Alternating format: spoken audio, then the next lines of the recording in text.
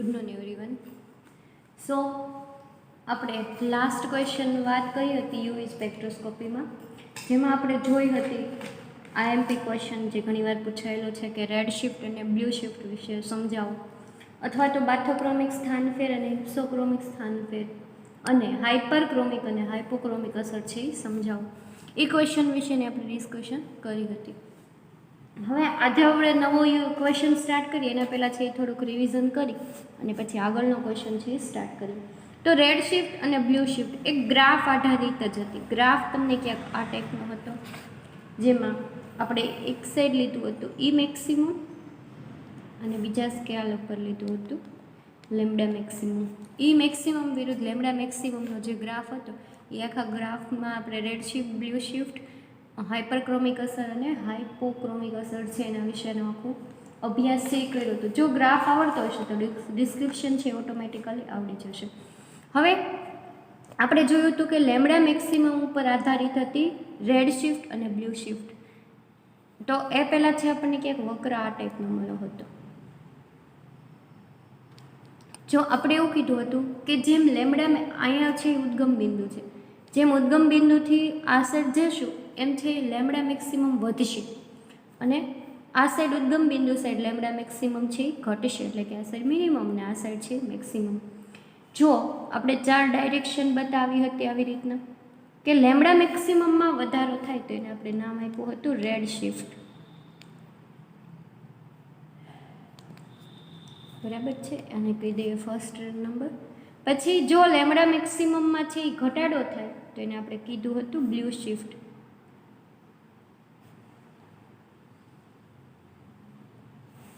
Lambda maximum વધે તો red shift અને લેમ્ડા મેક્સિમમમાં જો ઘટાડો થાય તેને આપણે કીધું હતું બ્લુ શિફ્ટ. એવી જ રીતના તો કે ઈ મેક્સિમમ આધારિત બે ઇફેક્ટ જોવા મળી હતી.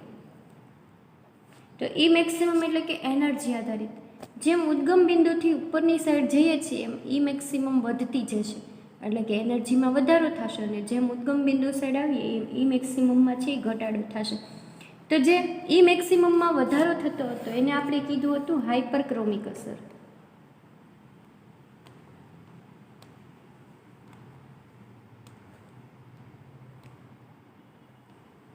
અને જે ઈ મેક્સિમમમાં ઘટાડો થતો એને કીધું હતું આપણે હાઇપોક્રોમિક અસર.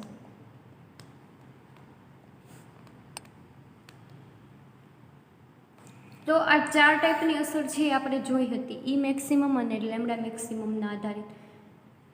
હવે આપણે એવું કીધું હતું કે રેડ શિફ્ટ એટલે કે શોષક પટનું છે એ લાંબી તરંગ લંબાઈ તરફ ખસવું.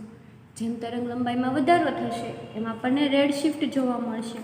અને બ્લુ શિફ્ટ એટલે કે તરંગ લંબાઈ જે વર્ણપટ છે ને ઓછી તરંગ લંબાઈ તરફ ખસવું. પછી રેડ શિફ્ટ બને છે ત્યારે આપણે શોષક શક્તિમાં વધારો જોવા મળે છે, એટલે કે રેડ શિફ્ટની આરે જોવા મળશે હાઇપરક્રોમિક અસર, અને જેમ બ્લુ શિફ્ટ જોશે એની સાથે જોવા મળશે આપણને હાઇપોક્રોમિક અસર.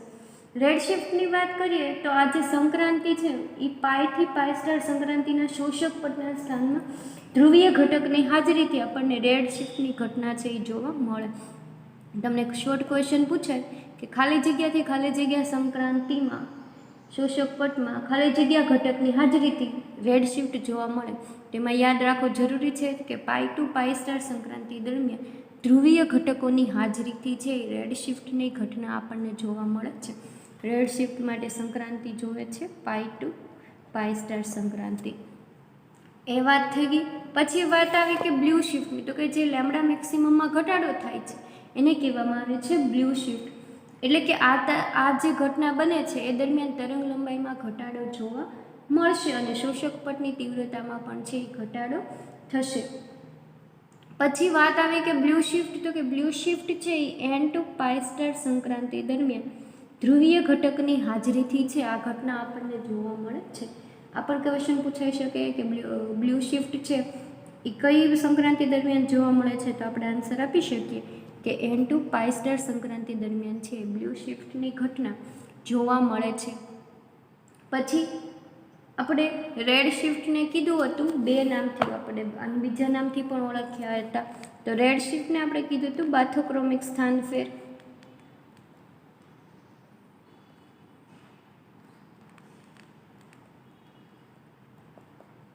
રેડ શિફ્ટને બીજા નામથી ઓળખવું તો આપણે બાથોક્રોમિક સ્થાનફેર.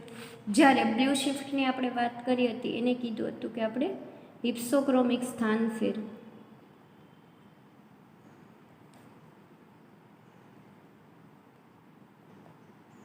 તો આ બે ઘટના છે એ આપણને જોવા મળી હતી કે રેડ શિફ્ટ અને બ્લુ શિફ્ટ જે આધારિત હતી લેમ્ડા મેક્સિમમ ઉપર.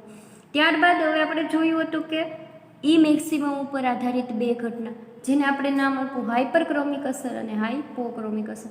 હાઇપરક્રોમિક અસરની વાત કરીએ તો કે જેમ ઈ મેક્સિમમ એટલે કે તીવ્રતામાં વધારો થતો જશે એમ એ હાઇપરક્રોમિક અસર છે એ જોવા મળશે. પછી આપણે એમ કહી શકીએ કે આ જે ઘટના થાય છે એ પાઈથી પાઈ આ પણ છે એ પાઈથી પાઈ સ્ટાર સંક્રાંતિમાં જ જોવા મળશે. પરંતુ આ ઘટનાનું આપણે એક એક્ઝામ્પલ આપીને સમજ્યું હતું. એમાં આપણે વાત કરી હતી કે મેસિટાઇલ ઓક્સાઇડમાં.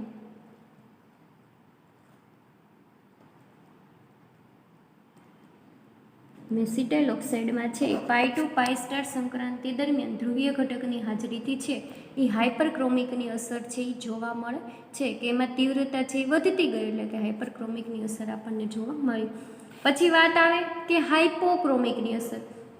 તો એમાં પણ આપણે એક્ઝામ્પલ લીધું હતું કે સેમ જ એક્ઝામ્પલ કે મેસિટાઇલ ઓક્સાઇડમાં છે એનથી પાઈ સ્ટાર સંક્રાંતિ દરમિયાન છે એ આ ઘટના મીન્સ કે જે હાઇપોક્રોમિક અસર છે એ જોવા મળશે. રેડ શિફ્ટ છે એની સાથે સાથે હાઇપરક્રોમિક અસર પણ વધતી જશે અને બ્લુ શિફ્ટની સાથે કનેક્ટેડ છે હાઇપોક્રોમિક અસર. બ્લુ શિફ્ટ તો એ એનથી પાઈ સ્ટાર સંક્રાંતિ દરમિયાન જોવા મળે છે, જ્યારે હાઇપોક્રોમિક અસર પણ છે એ એન ટુ પાઈ સ્ટાર સંક્રાંતિ દરમિયાન જોવા મળે છે. રેડ શિફ્ટ છે એ પાઈ ટુ પાઈ સ્ટાર સંક્રાંતિ દરમિયાન જોવા મળે છે, જ્યારે હાઇપરક્રોમિક અસર પણ છે એ પાઈ ટુ પાઈ સ્ટાર સંક્રાંતિ દરમિયાન જ જોવા મળે છે. તો આ રીતની છે આપણે ચાર અસરની વાત કરી લીધી, હાઇપરક્રોમિક અસર અને હાઇપોક્રોમિક અસર, ઈ મેક્સિમમ ઉપર આધારિત અને લેમ્ડા મેક્સિમમ ઉપર આધારિત, રેડ શિફ્ટ અને બ્લુ શિફ્ટ. જો ગ્રાફ ડ્રોતા આવડતો હોય તો બાકીનું બધું ડિસ્ક્રિપ્શન ક્વેશ્ચનનું આપણે કરી શકીએ. આ વાત થઈ ગઈ રેડ શિફ્ટ અને બ્લુ શિફ્ટ વિશેની. હવે પછીનો આજે આપણે નવો ક્વેશ્ચન સ્ટાર્ટ કરવાનું છે, જે નાના નાના ટોપિક છે જે એક્ઝામ્પલ માટે જરૂરી છે. તો આપણે નાના નાના ટોપિક છે એ ભણી લઈએ. હવે તો પહેલો એવો કોન્સેપ્ટ આવે છે કે સંબંધ અથવા તો સંયુગ્મી પ્રણાલી છે એ સમજાવું. સંબંધ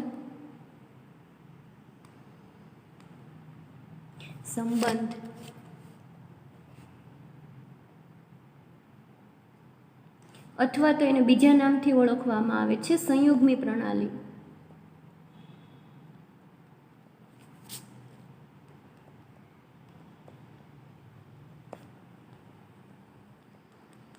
હવે જે આ બધા કોન્સેપ્ટ છે એ ઘણીવાર એવું થાય કે બે માર્કની ડેફિનેશનમાં પણ પૂછાઈ શકે, અને જે આ કોન્સેપ્ટ છે મેઇન છે બધા આપણે હવે નેક્સ્ટ જ્યારે એક્ઝામ્પલ ગણવાના આવશે એને રિલેટેડ છે કે જો આ ટોપિક આપણને છે ક્લિયર હોય તો પછી એક્ઝામ્પલ છે ઇઝી રીતે આપણે ગણી શકીએ છીએ.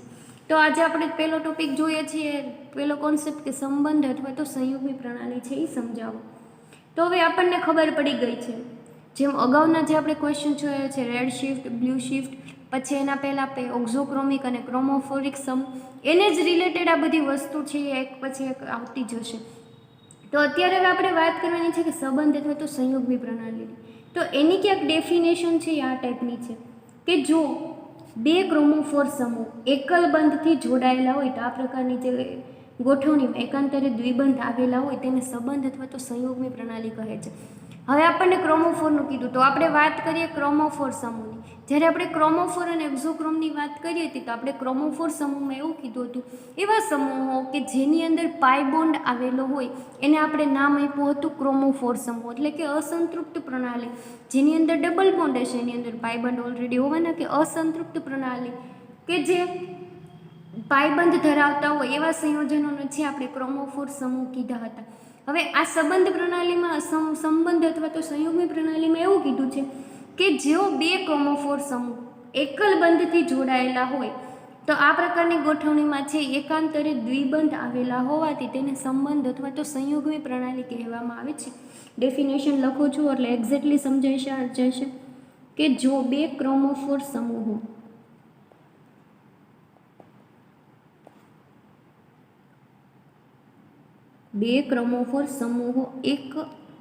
એકલ બંધથી જોડાયેલા હોય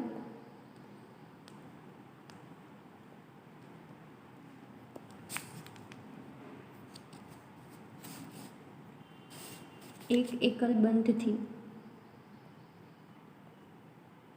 જોડાયેલા હોય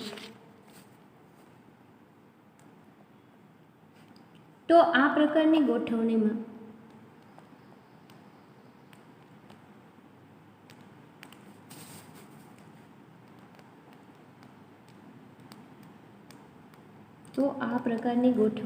એકાંતરે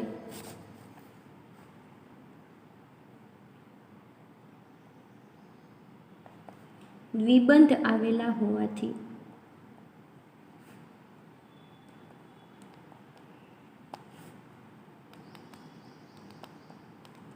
તેને સંબંધ અથવા તો સંયુગ્મી પ્રણાલી કહે છે.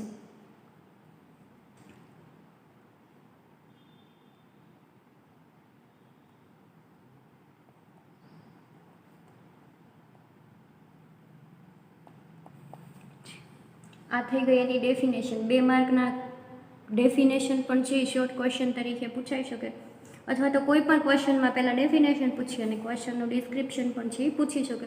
તો આપણને ડેફિનેશન આવડવી જરૂરી છે.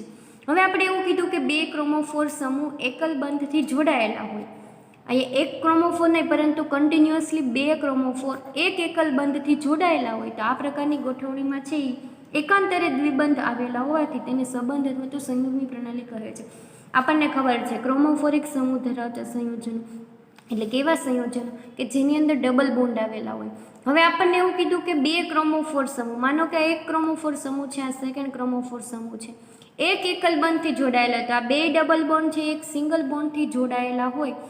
પછી માનો કે હજી એક ક્રોમોફોર સમૂહ આવે તો એ એક એકલ બંધથી જોડાશે. બીજો કોઈ ક્રોમોફોર સમૂહ આવ્યો તો ફરીવાર એકલ બંધથી જોડાશે. તો આપણે એવું કીધું કે આ પ્રકારની ગોઠવણીમાં એકાંતરે દ્વિબંધ આવેલા હોય તો આ કન્ટિન્યુઅસલી એ એકાંતરે દ્વિબંધ જે આવેલી ઘટના જોવા મળે છે. અહીંયા પહેલાં દ્વિબંધ પછી એકલ બંધ, પાછો દ્વિબંધ પાછો એકલ બંધ, એટલે કે એક પછી એક છે દ્વિબંધ આવેલા એકાંતરે દ્વિબંધ આવેલી જે ઘટના છે એને કહેવામાં આવે છે સંબંધ અથવા તો સ્વયુગ્મી પ્રણાલી છે. ઇન શોર્ટ આપણે એક્ઝામ્પલ તરીકે લખવું હોય તો આપણે કહી શકીએ, માનો કે કોઈ કાર્બન પરમાણુ ડબલ બોન્ડથી જોડાયેલો છે. હવે એ બીજા સંયુગ્મી પ્રણાલી સાથે ફરીવાર સિંગલ બંધથી જોડાશે તો આ સંયોજનમાં આપણે જોઈએ છીએ કે એકાંતરે દ્વિબંધ આવેલા હોવાથી આ ઘટનાને આપણે કહેવામાં આવે છે સંબંધ અથવા તો સંયુગ્મી પ્રણાલી. એક્ઝામ્પલ યાદ રાખો, એના ઉપરથી ડિસ્ક્રિપ્શન ફોર્મ છે એ આવડી જશે કે જો 2 ક્રોમોફોર સમૂહ એક એકલ બંધથી જોડાયેલા હોય તો આ પ્રકારની ગોઠવણીમાં એકાંતરે દ્વિબંધ આવેલા હોવાથી તેને સંબંધ અથવા તો સંયુગ્મી પ્રણાલી કહે છે. એક્ઝામ્પલ યાદ રાખીએ આવી રીતના તો ડેફિનેશન ફોર્મ છે એ આપણને ઓટોમેટિકલી છે એ આવડી જશે. આ વાત થઈ ગઈ. હવે તો કે જે આ પ્રકારની ગોઠવણીથી છે એ પાઇપ બંધના ઇલેક્ટ્રોનનું કેન્દ્ર પ્રત્યેનું આકર્ષણ બળ ઘટતી જાય છે. તેથી તેમાં છે પાઈ અને પાઇસ્ટર કક્ષક વચ્ચેની શક્તિનો ગાળો ઘટે છે, જેના લીધે તરંગ લંબાઈમાં વધારો થાય છે. હવે જ્યારે આ પ્રકારની સંબંધ અથવા તો સંયુગ્મી પ્રણાલી હશે ત્યારે છે તો કે આ પ્રકારની ગોઠવણીથી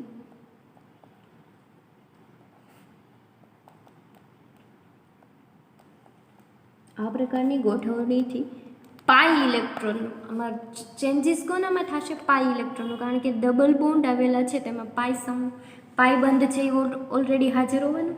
તો કે જે પાઈ બંધના ઇલેક્ટ્રોન છે એનું કેન્દ્ર પ્રત્યેનું આકર્ષણ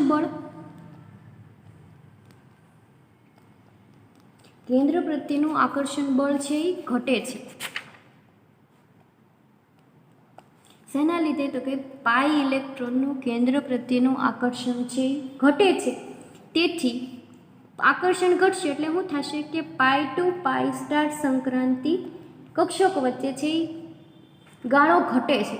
હવે કેન્દ્ર પ્રત્યેનું આકર્ષણ ઘટશે એટલે આ બે એકબીજાની નજીક આવશે એટલે કે શક્તિનો ગાળો ઘટશે અને તરંગ લંબાઈ છે આમાં છે શક્તિ ઘટે છે પાઈ ટુ પાઈ વચ્ચે સંક્રાંતિ વચ્ચે, તેથી તરંગ લંબાઈ વધે છે.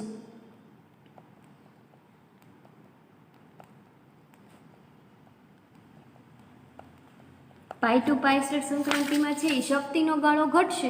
શેના લીધે? તો કે પાઈ આ પ્રકારની ગોઠવણીના લીધે છે પાઈ ઇલેક્ટ્રોનનું કેન્દ્ર પ્રત્યેનું આકર્ષણ બળ ઘટે છે, તેથી શક્તિ ઘટે છે અને તરંગ લંબાઈ છે એ વધતી જોવા મળશે. તો આ પ્રકારની ગોઠવણીથી એક ગેરફાયદો એ થશે કે શક્તિ ઘટશે પરંતુ તરંગ લંબાઈ છે એ વધશે. તો આ કોન્સેપ્ટ તો સંબંધ અથવા તો સંયોગની પ્રણાલી. ફરી એકવાર જોઈ લઈએ કે જો બે ક્રોમોફોર સમૂહ એક એકલ બંધથી જોડાયેલા હોય અને આ પ્રકારની ગોઠવણીમાં એકાંતરે દ્વિબંધ આવેલા હોવાથી તેને છે એ સંબંધ અથવા તો સંયોગની પ્રણાલી છે એ કહે છે. જેમ આપણે એક્ઝામ્પલ જોયું કે આ કોઈ દ્વિબંધ છે એકાંતરે આવેલા હોય છે.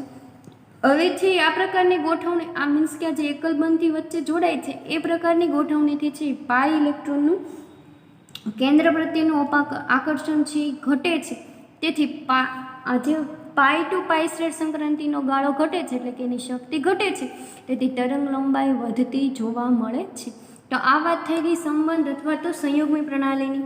ડેફિનેશન ફોર્મમાં અથવા તો ડિસ્ક્રિપ્શન ફોર્મમાં પૂછાઈ શકે શોર્ટ ક્વેશ્ચનમાં 3 થી 4 માર્કમાં. અને જો ઓનલી ડેફિનેશન પૂછાય તો 2 માર્કમાં પૂછાશે.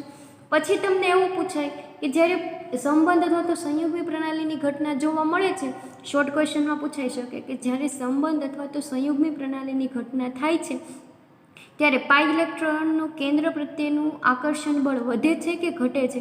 ત્યારે આપણે આન્સર લખી શકીએ કે પાઈ ટુ પાઈ સ્ટાર સંક્રાંતિ દરમિયાન પાઈ ઇલેક્ટ્રોનનું આકર્ષણ કેન્દ્ર પ્રત્યેનું આકર્ષણ બળ છે એ ઘટે છે. તેથી તરંગ લંબાઈ છે એ વધતી જોવા મળે છે. તો આ વાત થઈ ગઈ સંબંધ અથવા તો સંયોગની પ્રણાલીના કોન્સેપ્ટની.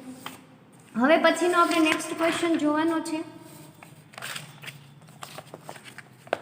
એટલે કે નેક્સ્ટ કોન્સેપ્ટ એ છે કે વિસ્તૃત સંબંધ પ્રણાલી છે એ સમજાવો. હવે આપણે સંબંધ પ્રણાલી તો જોઈ લીધી. હવે આપણે નેક્સ્ટ જોવાની છે કે વિસ્તૃત સંબંધ પ્રણાલી અથવા તો સંયોગની પ્રણાલી.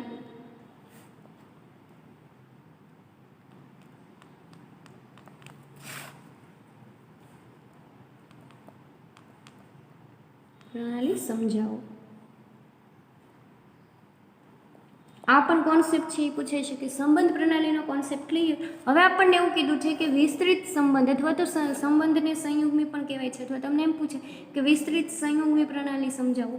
હવે સંબંધ પ્રણાલીમાં આપણે કોન્સેપ્ટ જોઈ લીધો કે જો બે ક્રોમોફોર સમૂહ એક એકલ બંધથી જોડાયેલા હોય અને આ ઘટનામાં એકાંતરે દ્વિબંધ આવેલી જે ઘટના જોવા મળે છે એને સંબંધ અથવા તો સંયોગની પ્રણાલી કહેવામાં આવે છે. આ વાત છે એ ક્લિયર માઇન્ડમાં. હવે આપણને એવું કીધું છે કે વિસ્તૃત સંબંધ પ્રણાલી. હવે આપણને ખબર છે કે એકાંતરે દ્વિબંધની સંખ્યા છે વિસ્તૃત એટલે કે આ જે બંધ છે એ વિસ્તરતો જાય. હજી આગળ છે આવી રીતની ઘટના છે એ જોવા મળે કન્ટિન્યુઅસલી. આ એનું જે વિસ્તરણ થતું જાય. તો કે હવે જે એકાંતરે દ્વિબંધની સંખ્યા છે એ વધવાના લીધે પાઈ ઇલેક્ટ્રોનનું બિનસ્થાનિકપણું વધે છે. જેથી પાઈ ઇલેક્ટ્રોનની ઘનતા છે એ ઓછી થાય છે અને આવા ઇલેક્ટ્રોનની સંક્રાંતિ માટે પછી ઓછી તરંગ શક્તિની જરૂર પડશે. એટલે કે તે લાંબી તરંગ લંબાઈ તરફ ખસે છે. હવે આપણને ખબર છે કે આપણે સંબંધ પ્રણાલીમાં પણ જોયું હતું કે પાઈ ઇલેક્ટ્રોનનું છે એ કેન્દ્ર પ્રત્યેનું આકર્ષણ બળ ઓછું થશે. તો આમાં એવું કહેવા માગે છે કે એકાંતરે દ્વિબંધની સંખ્યા વધવાના લીધે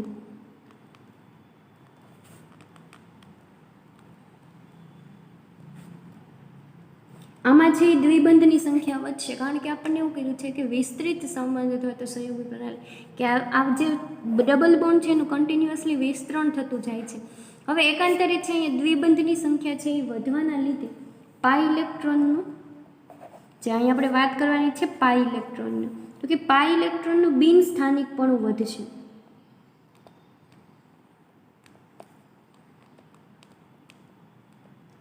બિનસ્થાનિકપણું વધે છે.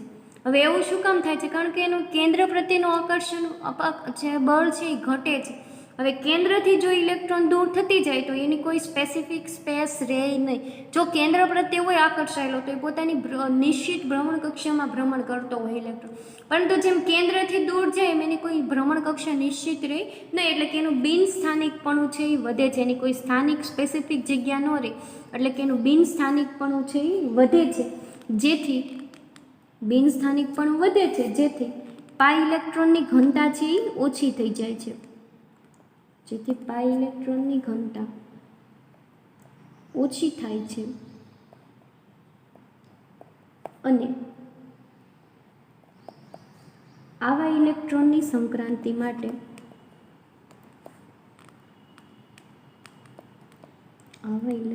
સંક્રાંતિ માટે ઓછી શક્તિની જરૂર પડે છે.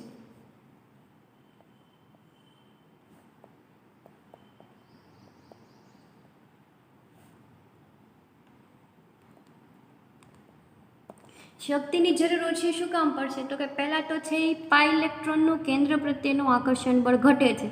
આકર્ષણ બળ ઘટશે એટલે કે બિન સ્થાનિકપણું વધશે, જેથી પાઈ ઇલેક્ટ્રોનની ઘનતા ઓછી થશે. ઘનતા એટલે કે એનું દળ ઓછું થાય તો ઇલેક્ટ્રોનને નીચી શક્તિ સપાટીમાંથી ઉપરની શક્તિ સપાટી માટે જવા માટે આપણે એનર્જી ઓછી આપવી પડે. ઘનતા જો વધારે હોય તો એનું વજન વધારે હોય તો એને નીચી શક્તિ સપાટીમાંથી ઉપરની શક્તિ સપાટીમાં મોકલવા માટે એનર્જી જોવે. પરંતુ અહીંયા બિન સ્થાનિકપણું વધવાની સાથે ઇલેક્ટ્રોનની ઘનતા પણ ઓછી થઈ જાય છે. અને આવા ઇલેક્ટ્રોનની જ્યારે સંક્રાંતિ કરાવી હોય કે નીચા શક્તિ સ્તરમાંથી ઉપરના શક્તિ સ્તરમાં જો એનું ટ્રાન્સફર કરાવવું હોય તો એમાં શક્તિની જરૂર છે એ ઓછી પડશે, કારણ કે ઘનતા છે એ પણ ઘટતી જાય છે. આપણે સંબંધ પ્રણાલી જોઈ, ઓનલી સંબંધ પ્રણાલી, તો એમાં ઘનતા નહોતી ઘટતી, પરંતુ ખાલી પાઈ ઇલેક્ટ્રોનનું કેન્દ્ર પ્રત્યેનું જ આકર્ષણ બળ ઘટતું હતું. આમાં તો કેન્દ્ર પ્રત્યેનું આકર્ષણ બળ ઘટવાની સાથે બિન સ્થાનિકપણું વધે છે અને ઘનતા પણ ઘટે છે. તેથી છે એ સંક્રાંતિ માટે ઓછી શક્તિની જરૂર પડશે કે આવા ઇલેક્ટ્રોનની ઘનતા ઘટી જાય, એટલે કે નીચે શક્તિ સ્તરમાંથી ઉપરના શક્તિ સ્તરમાં લાવવા માટે ઇલેક્ટ્રોનને ઓછી એનર્જી આપવી પડે. હવે શક્તિની જરૂર ઓછી પડે છે, તેથી તરંગ લંબાઈ વધે છે.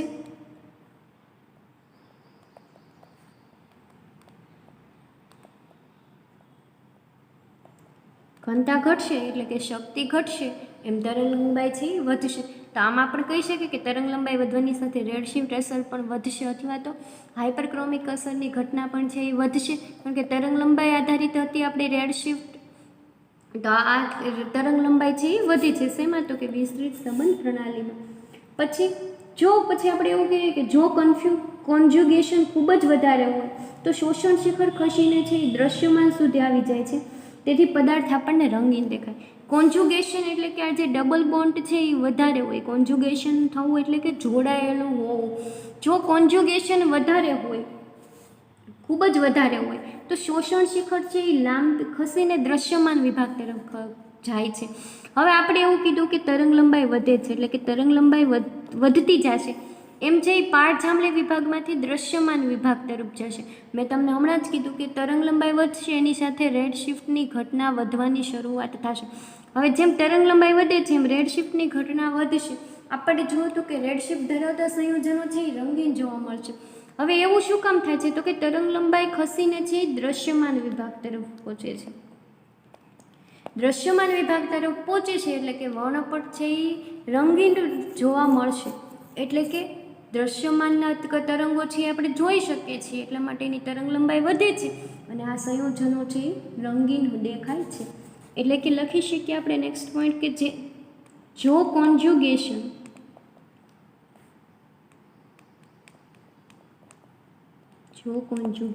ખૂબ જ વધારે હોય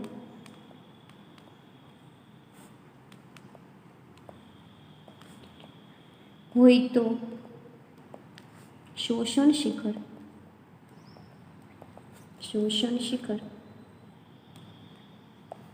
ખસીને દ્રશ્યમાન વિભાગ તરફ. જો કોન્જ્યુગેશન ખૂબ જ વધારે હોય તો શોષણ શિખર ખસીને દ્રશ્યમાન વિભાગ તરફ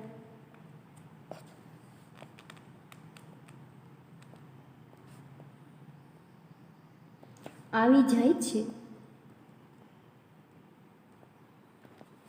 તેથી પદાર્થ રંગીન દેખાય છે.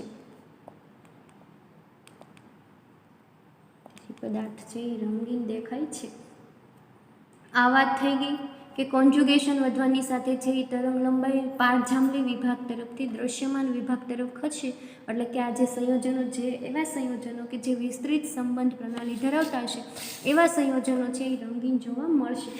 હવે તમને ફોર એક્ઝામ્પલ આપું કે તમે લોકોએ ઓર્ગેનિક કેમેસ્ટ્રીમાં બીટા કેરોટીન એવું નામ સાંભળ્યું હશે. એક્ઝામ્પલ તરીકે આપણે લઈએ તો કે બીટા કેરોટીન. નામ પણ સાંભળ્યું છે અને આઈ થિંક સ્ટ્રક્ચર પણ છે એ તમે લોકો સ્ટડી કરી લો. હવે બીટા કેરોટીનમાં છે વિસ્તૃત સંબંધ પ્રણાલી જોવા મળશે. બીટા કેરોટીનનું સ્ટ્રક્ચર ક્યાંક તમને આ રીતનું જોવા મળે છે.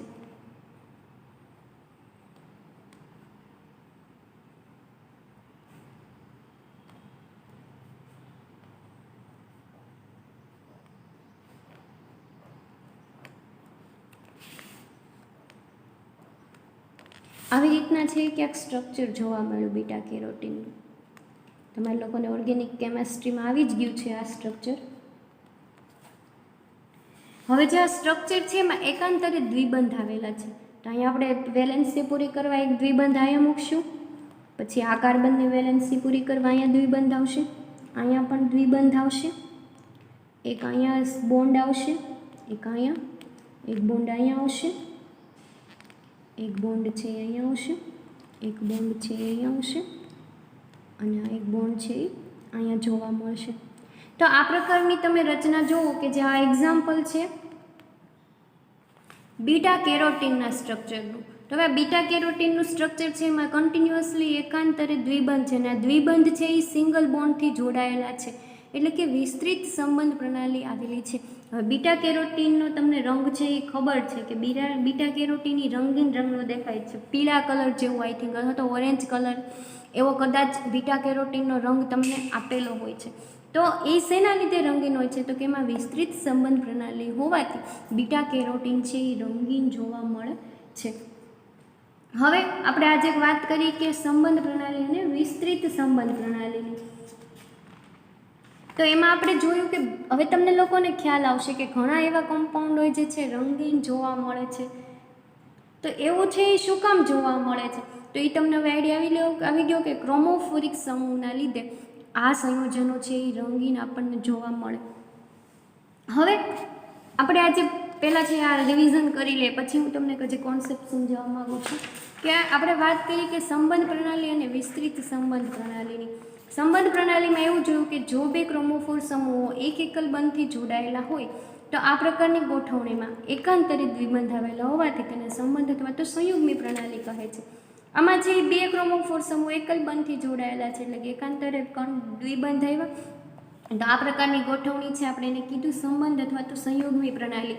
પછી એવી વાત કરી કે આ પ્રકારની ગોઠવણીથી છે પાઈ ઇલેક્ટ્રોનનું કેન્દ્ર પ્રત્યેનું આકર્ષણ બળ ઘટે છે. કેન્દ્ર પ્રત્યેનું આકર્ષણ બળ ઘટે એટલે કે ઇલેક્ટ્રોન કેન્દ્રથી દૂર જાય. જેમ કેન્દ્ર પ્રત્યે આકર્ષાયેલો હોય તો એ પોતાની એક સ્પેસિફિક કક્ષામાં છે એ ગતિ કરતો હોય, પરંતુ જેમ કેન્દ્રથી દૂર જાય એની કોઈ ભ્રમણ કક્ષા નિશ્ચિત હોય નહીં. એટલે કે કેન્દ્ર પ્રત્યેનું આકર્ષણ બળ ઘટે છે, તેથી પાઈ ટુ પાઈ સ્ટાર સંક્રાંતિ થવા માટે શક્તિની જરૂર ઓછી પડે છે. શક્તિની જરૂર ઓછી પડશે એમ તરંગ લંબાઈ છે એ વધશે. આ વાત થઈ ગઈ સંબંધ પ્રણાલીની. હવે કોન્સેપ્ટ આપણે જોયું કે વિસ્તૃત સંબંધ પ્રણાલી. તો એમાં આપણે વાત કરી કે એકાંતરે દ્વિબંધની સંખ્યા વધવાના લીધે હવે આપણે વિસ્તૃત સંબંધ પ્રણાલી કે જે દ્વિબંધ છે એનું કોન્જુગેશન વધતું જોવા મળે, વિસ્તરતું જોવા મળે. તો અહીંયા આપણે આ એક્ઝામ્પલ જોયું કે એકાંતરે દ્વિબંધની સંખ્યા વધવાના લીધે પાઈ ઇલેક્ટ્રોનનું ઓલરેડી ઇલેક્ટ્રોન પ્રત્યેનું આકર્ષણ બળ તો ઘટતું જ હતું, એની વાત આપણે કરી સંબંધ પ્રણાલીમાં. તો કે પાઈ ઇલેક્ટ્રોનનું જેમ દ્વિબંધ વધતા જાય છે એમ ઇલેક્ટ્રોનનું આકર્ષણ ઘટતું જાય છે કેન્દ્ર પ્રત્યેનું, એમ એનું બિનસ્થાનિકપણું વધે છે. હવે બિનસ્થાનિકપણું વધે છે તો એમાં આપણે એનર્જીની જરૂર પણ ઓછી પડે છે અને પાઈ ઇલેક્ટ્રોનની ઘનતા પણ સાથે સાથે ઘટતી જાય છે. એટલે કે આવા ઇલેક્ટ્રોનની સંક્રાંતિ માટે શક્તિની જરૂર ઓછી પડશે કે નીચે શક્તિ સ્તરમાંથી ઉપરના શક્તિ સ્તરમાં જવા માટે ઇલેક્ટ્રોનને આપણે ઓછી એનર્જી છે એ આપવી પડશે. તો ઓછી એનર્જી જોશે એટલે કે એની તરંગ લંબાઈ છે એ વધે છે.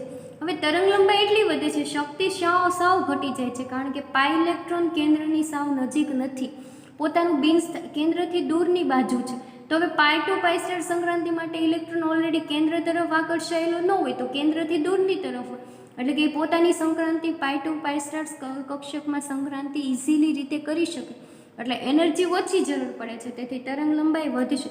તરંગ લંબાઈ કેટલી વધશે? તો કે ત્યાં સુધી વધશે કે પારજાંબલી વિભાગથી દ્રશ્યમાન વિભાગ તરફ ખસી જશે તરંગ લંબાઈ. હવે કોન્જુગેશન ખૂબ જ વધારે હોય તો શોષણ શિખર છે એ દ્રશ્યમાન વિભાગ તરફ આવી જાય છે. હવે દ્રશ્યમાન વિભાગ તરફ આવશે એટલે કે જે આ વિસ્તૃત સંબંધ પ્રણાલી અથવા તો સંબંધ પ્રણાલી ધરાવતા સંયોજનો હશે એ રંગીન જોવા મળશે.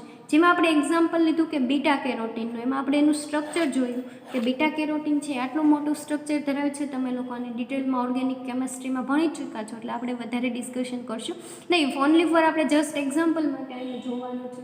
તો અહીંયા જોઈએ છે તો આમાં એકાંતરે દ્વિબંધ છે એ સિંગલ બંધથી જોડાયેલો છે. એટલે કે આમાં જો ક્રમશઃ દ્વિબંધ કોન્જુગેશન વધે છે એમ પાઈ ઇલેક્ટ્રોનનું બિનસ્થાનિકપણું વધે છે. તેથી બીટા કેરોટીન પણ છે આપણને રંગીન જોવા મળે છે. હવે આપણે આજે જોઈએ કે સંબંધ પ્રણાલી અને વિસ્તૃત સંબંધ પ્રણાલી. એ પહેલાં છે આપણે યુનિટનું જ્યારે શરૂઆત થઈ ત્યારે જ જોયું હતું કે ક્રોમોફોરિક સમૂહ અને એક્ઝોક્રોમિક સમૂહ.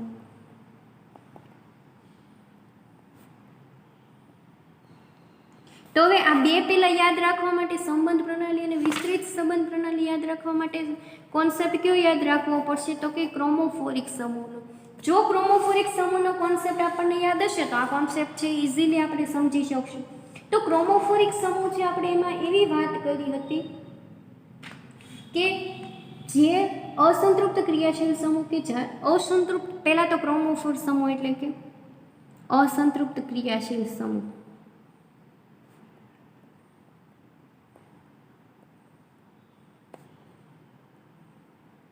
આપણને પહેલાં એ માઇન્ડમાં કોન્સેપ્ટ ક્લિયર હોવો જોઈએ કે ક્રોમોફોર સમૂહ એટલે કે અસંતૃપ્ત ક્રિયાશીલ સમૂહ. હવે અનસેચ્યુરેટેડ અને સેચ્યુરેટેડનો આપણે અગાઉ પણ ભણી ચૂક્યા છીએ, એફવાયથી ભણતા પણ આવીએ છીએ કે બે પ્રકારના ક્રિયાશીલ સમૂહ હોય, અસંતૃપ્ત અને હોય સંતૃપ્ત. તો એમાં આપણે એવું કીધું કે જેમાં ડબલ બોન્ડ આવેલા હશે એને આપણે અસંતૃપ્ત ક્રિયાશીલ સમૂહ કહે, અને જેમાં સિંગલ બોન્ડ જ ઓનલી આવેલા હોય એને આપણે કે સંતૃપ્ત ક્રિયાશીલ સમૂહો. તો આપણને એ તો ખબર પડી ગઈ કે હવે અસંતૃપ્ત કોને કહેવાય. હવે અસંતૃપ્તની ખબર છે એટલે આપણે એવું કીધું કે અસંતૃપ્ત ક્રિયાશીલ સમૂહ કે જેને આપણે ક્રોમોફોર સમૂહ તરીકે ઓળખીએ છીએ, કે એટલે કે આપણે એને બીજા શબ્દોમાં એવું પણ કહી શકીએ કે સંયોજનમાં વિશિષ્ટ ગુણ ધરાવતા ક્રિયાશીલ સમૂહ કે જે ગમે તેવા સંયોજન સાથે જોડાય પરંતુ વર્ણપટના પારજાંબલી અને દ્રશ્યમાન વિભાગની ચોક્કસ તરંગ લંબાઈ ધરાવતા વિકિરણનું જ શોષણ કરે નિશ્ચિત મર્યાદામાં વર્ણપટ આપે એવા સંયોજનોને આપણે કીધું ક્રોમોફોર. હવે અસંતૃપ્ત તો ખબર છે પરંતુ સ્પેસિફિક વસ્તુ ક્રોમોફોર સમૂહ એવી ધરાવે છે કે વિશિષ્ટ ગુણ ધરાવે ક્રિયાશીલ સમૂહ કે પોતે બીજા કોઈ પણ સંયોજન સાથે જોડાય તો એ પારજાંબલી અથવા તો દ્રશ્યમાન વિભાગની વિશિષ્ટ તરંગ લંબાઈનું સ્પેસિફિક તરંગ લંબાઈનું શોષણ કરી અને નિશ્ચિત મર્યાદામાં છે પોતાના વર્ણપટ આપે છે. પછી આપણે એવું કીધું હતું કે ક્રોમોફોર ધરાવતા સંયોજનો છે એ ડબલ બોન્ડ ધરાવશે. તો એના જ આધારિત કોન્સેપ્ટ હતો કે સંબંધ પ્રણાલી અને વિસ્તૃત સંબંધ પ્રણાલી. પછી આપણે છે એ ક્રોમોફોર સમૂહના એક્ઝામ્પલ જોયા હતા, જેમાં આપણે જોયું હતું CH ટ્રિપલ બોન્ડ, CHનો એક્ઝામ્પલ, આલ્કલાઇનનો, પછી આલ્કિનનો પણ આપણે જોયું હતું કે CH ડબલ બોન્ડ CH2. તો આવા બધા જે સંયોજનો છે એ ક્રોમોફોર ધરાવતા સંયોજનો છે કે જે તરંગલંબ ચોક દ્રશ્યમાન અથવા તો પારજાંબલી વિભાગની વિશિષ્ટ તરંગ લંબાઈનું શોષણ કરી અને પોતાના વર્ણપટ છે એ રજૂ કરે છે. તો આ જે કોન્સેપ્ટ જો યાદ હશે ક્રોમોફોર સમૂહનો તો એના આધારિત ક્વેશ્ચન હતો રેડ શિફ્ટ, બ્લુ શિફ્ટવાળો અથવા તો હાઇપરક્રોમિક અસર અને હાઇપોક્રોમિક અસર. પછી એના કોન્સેપ્ટ આધારિત આપણે આજે બે ટોપિક જોયા કે સંબંધ પ્રણાલી અને વિસ્તૃત સંબંધ પ્રણાલી. તો જે આ બધું કોમન પોઈન્ટ જ્યારથી યુનિટની શરૂઆત થતી આવી ત્યારથી જે કોમન પોઈન્ટ હતા એ જ પોઈન્ટ જો આપણે પહેલાંથી યાદ રાખીએ તો આ બધા એક્ઝામ્પલ મીન્સ કે જે નેક્સ્ટ ક્વેશ્ચન છે આપણે સમજવા માટે ઇઝી પડે. તો આ વાત થઈ ગઈ કે સંબંધ અને વિસ્તૃત સંબંધ પ્રણાલીની. Thank you all of you.